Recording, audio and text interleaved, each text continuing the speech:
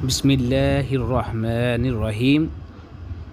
Welcome to your favorite channel Creative Chemistry and Medical Education.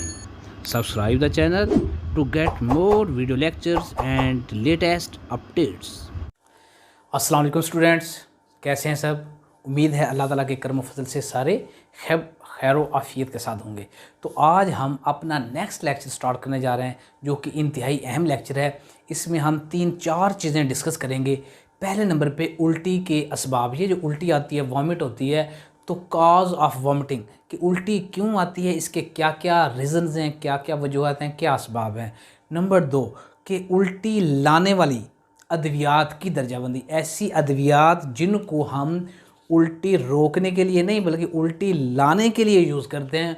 उल्टी लाने वाली अद्वियात को इंग्लिश में इमिटिक्स कहते हैं, यानी कि क्लासिफिकेशन ऑफ इमिटिक्स, उल्टी लाने वाली अद्वियात की दर्जाबंदी। और उसके बाद देखेंगे कि उल्टी लाने वाली अद्वियात यूज़ क्यों करते हैं। ये भी इम्पॉर्टेंट क्वेश्चन है। उल्टी लाने वाली वो कौन से हालात हैं कि जिसकी वजह से हमें उल्टी लाने वाली अद्वियात को यूज़ करना पड़ता है, उल्टी करवानी पड़ती है पेशेंट को, वो कौन से हालात हैं वो पढ़ेंगे।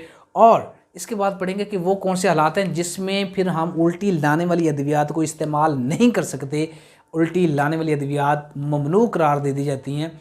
तो इनका हम आज 4 पॉइंट्स अहम हैं जिनको आज हम डिस्कस करेंगे। चलें स्टेप बाय स्टेप पहले को डिस्कस करते हैं। सबसे नंबर 1, कॉज ऑफ वॉमिटिंग, उल्टी के असबाब कि ऐसे कौन कौन से असबाब हैं जिसकी वजह से उल्टी का प्रोसेस हो सकता है या वॉमिटिंग हो सकती है।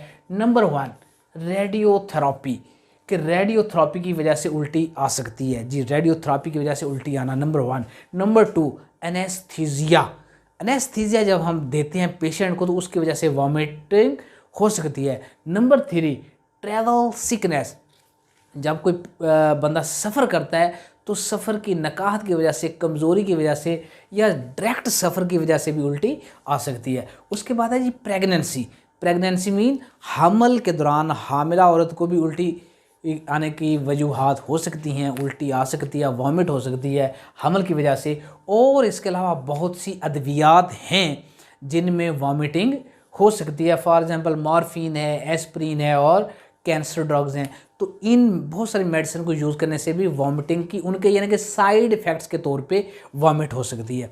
तो ये हो गई आपके पास 1 2 3 4 5 तरह के असबाब हैं। तो इनको याद करने के लिए भी मैं आपको एक ट्रिक बता देता हूँ, ताकि अगर आपको ये 5 वजूहात जो हैं अगर भूल भी जाएँ कोई मिसटेकनली तो वो कैसे याद रखनी है। चलें, चूहा ना होता है, चूहा, चूहे को इंग्लिश में कहते हैं रैट। क्या कहते हैं चूहे को? Rat, RAT, rat. तो रैट को मारने के लिए हम मेडिसिन पाउडर यूज़ करते हैं ताकि चूहा मर जाए। तो हम ट्रिक याद रखेंगे, रैट पर क्या डालेंगे? मेडिसिन। रैट को मारने के लिए क्या डालेंगे? रैट पर मेडिसिन। तो बस ये ट्रिक याद रखें। तो मैं आपको कोरिलेट करके बताता हूँ कि कैसे याद रखेंगे। यहाँ पे मैं ट्रिक लिख रहा हूँ, रैट पर मेडिसिन, RAT, रैट पर मेडिसिन। जी, ये आपकी ट्रिक हो गई।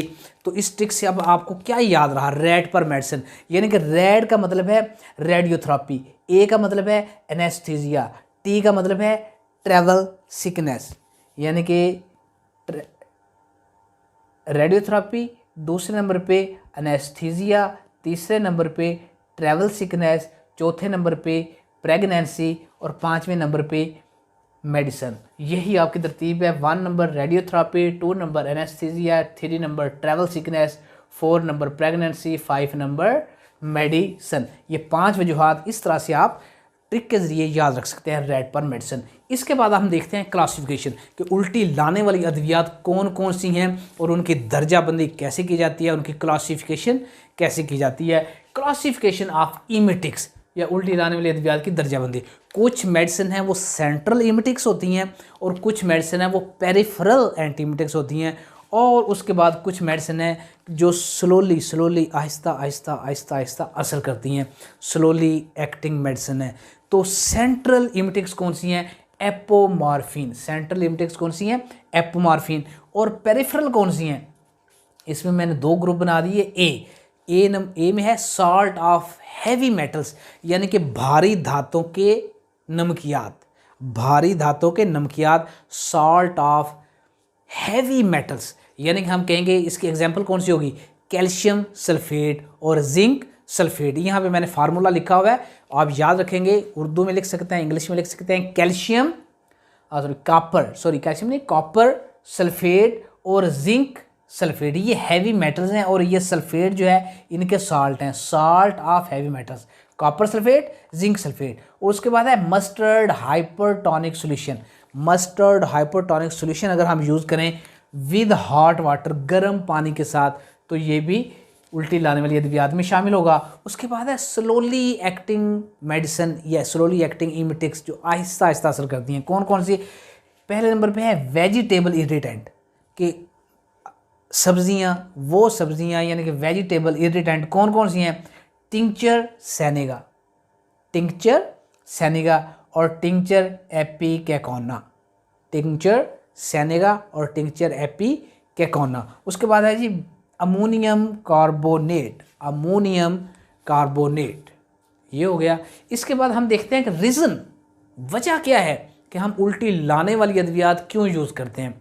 अच्छा, उल्टी लाने वाली अद्वियात उस वक्त यूज़ करते हैं जब हम झल्लाने वाली यानी कि क्रॉसिव सब्सटेंस यूज़ कर लें, क्रॉसिव, ऐसी सब्सटेंस जो क्रॉसिव हो, जो हमारी जिल्द को डैमेज कर दे। फॉर एग्जांपल स्ट्रॉन्ग एसिड, तेज़ तेज़ाब, अगर कोई बंदा गलती से बोतल में तेज़ाब पड़ा हुआ था, उसने तेज़ाब को पी लिया, पता नहीं चला, तो तेज़ तेज़ाब उसकी जिल्द को, अंदर वाले सिस्टम को वो क्या कर देगा, डैमेज कर देगा।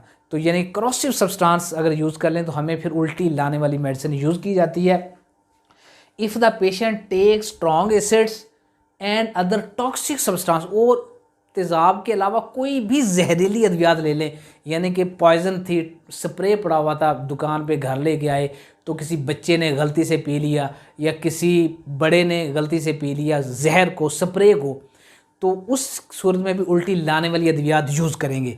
तो कौन सी अद्वियात यूज़ करेंगे जिसकी हमने क्लासिफिकेशन कर दी है, तो मेडिसिन कौन सी यूज़ करेंगे ये आप अपने मुतल्लिका जो डॉक्टर है उससे कंसल्ट करेंगे, वो बेहतर आपको सजेशन देगा। तो ये आप लेक्चर के तौर पे याद कर सकते हैं। इसके बाद है बाय मिस्टेक, यानी कि क्रॉसिव सब्सटेंसेस भी अगर गलती से ले ली जाएँ तो इस वजह से भी इमिटिक्स को यूज़ करना पड़ सकता है। ऐसी कौन सी कंडीशंस हैं, ऐसे कौन से हालात हैं कि हमें इमिटिक्स को रोकना पड़ता है, यानी कि वो कौन से हालात हैं जिनमें इमिटिक्स या उल्टी लाने वाली अद्वियात को यूज़ नहीं किया जा सकता, यानी conditions in which emetics are prohibited. कौन सी हैं जी? कोमा, प्रेगनेंसी, जब पेशेंट जो है मरीज़ कोमा की हालत में हो, बेहोश हो, प्रेगनेंसी यानी कि हामिला औरत है जिसको हमल है, उस दौरान भी नहीं ले सकते। हर्निया का पेशेंट है, उसको भी हम उल्टी लाने वाली अद्वियात नहीं दे सकते। कार्डियक डिजीज़, दिल के अमराज हैं, वो पेशेंट जो दिल का मरीज़ हो उसको भी हम इमिटिक्स, उल्टी लाने वाली अद्वियात नहीं दे सकते। और हाइपरटेंशन, हाइपरटेंशन मीन ज़्यादा ब्लड प्रेशर वाले पेशेंट को भी हम नहीं दे सकते। अच्छा, इसको याद कैसे करेंगे, ये मैं थोड़ी सी ट्रिक बताता हूँ। तो इससे पहले वो दोस्त जिनको वीडियो अच्छी लगे वो लाइक लाजमी करें, अपने दोस्तों के साथ शेयर करें, और वो दोस्त जो इस चैनल पे नए हैं वो लाजमी चैनल को सब्सक्राइब कर दें और बेल आइकन को भी प्रेस कर दें ताकि आपको नए आने वाली वीडियोस बर वक्त मिलती रहें। तो इसका कौन सी ट्रिक है जी? मैंने तरतीब से लिखा हुआ है, इसको भी मैंने तरतीब से लिखा हुआ था ताकि आपको ये ट्रिक के साथ याद करना आसान हो जाए। तो इसको ऐसे ही आप याद करेंगे जैसा कि मैंने लिख दिया आप लोगों की आसानी के लिए। आप लिखेंगे CPH, CPH CH, यानी कि CPH और उसके बाद फिर CH, यानी कि दो लफ्ज़ ये C और H दोबारा रिपीट हो रहे हैं, CPH CH। पहला जी C क्या बना, कॉमा, P क्या बना, प्रेगनेंसी, H क्या बना, हर्निया। ये तीन CPH अलहदा हो गए। दूसरे दो हैं वो दिल के मर्ज़ में है, जब ब्लड प्रेशर बढ़ता है तो दिल का मर्ज़ भी खुद ब खुद उससे बन जाता है। तो C से कार्डियक डिजीज़ और H से हाइपर टेंशन। तो CPH CH से आप ये पांचों कंडीशंस को बिल तरतीब याद कर सकते हैं। First one coma, 2 pregnancy, 3 hernia, 4 cardiac disease, 5 hypertension, 1 2 3 4 5 and so on. Good bye. अल्लाह हाफिज़।